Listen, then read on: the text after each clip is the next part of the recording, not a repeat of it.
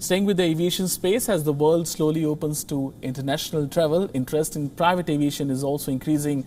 Many high-class executives and businessmen, they prefer safe and efficient means of transportation. How has premium private jet market handled COVID-19 pandemic, and how does future look like? To talk all that and much more, today we are joined by Mr. Rob Dicastri, CEO of Royal Jet from Abu Dhabi. Thank you for joining us, Rob. First of all, my question to you, how is private and charter services market shaping up after a pandemic?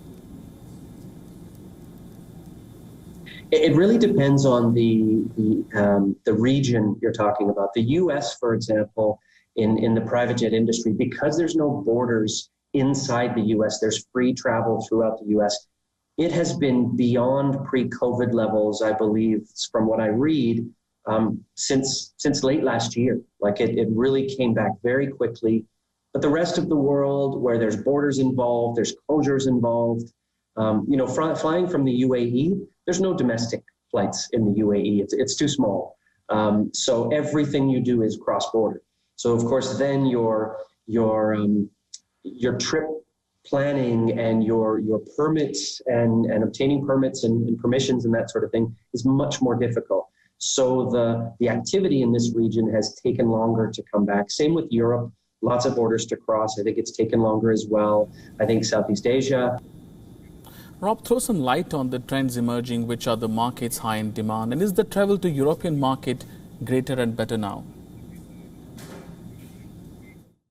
Yeah, in terms of destinations coming from the Middle East, from the UAE here, I would say that traditionally this time of year, families in large groups, they're traveling to Europe. Typically, we'd have a lot of flying to the UK, to Switzerland, to France, that type of thing. There is some of that happening, not nearly as much as we had pre-pandemic, definitely more than we had last year because people just weren't ready to go.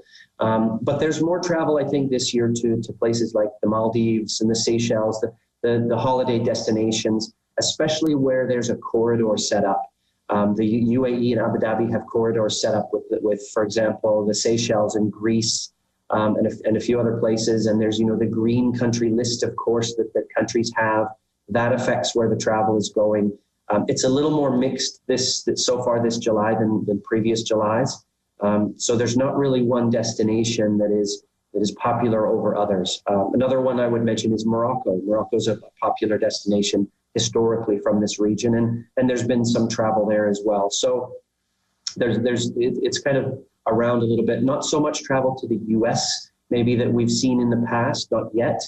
But I think as it has been in the last 18 months, I think the border closures, the quarantines, the vaccination impact around the region and the greater area, I think affects a lot of the travel. So people watch for that, which countries feel the safest to go to and that type of thing. So that definitely drives demand. And recently we have seen billionaires getting into space race. So they are going to space with tourists. Now, what do you think about space tourism? Will you ever think of entering into space tourism, even with tie-ups? It's very interesting. Of course, there's lots of activity in that area right now, lots of competition.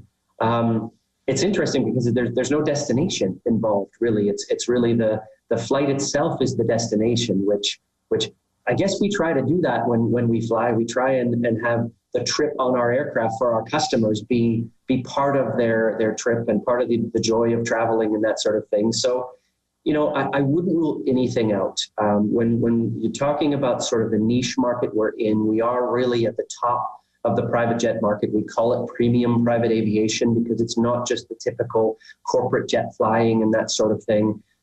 So it's definitely possible. It's like when, until very recently, there were lots of discussion about supersonic flight, and there's been some setbacks in that area. And I've been asked about supersonic before.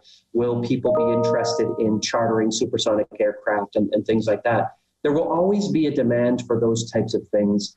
But the question for me, I guess because I have a financial background, is the feasibility of it. So is there enough demand? Is there enough demand to do enough of those flights in a year to justify setting up a business or adding a piece to your business to do those kind of flights? One of the articles I think I read was they said we need to do 600 flights like that per year to have the business be feasible. Well, you've got to find those 600 people who are willing to put out that kind of money for that type of flight.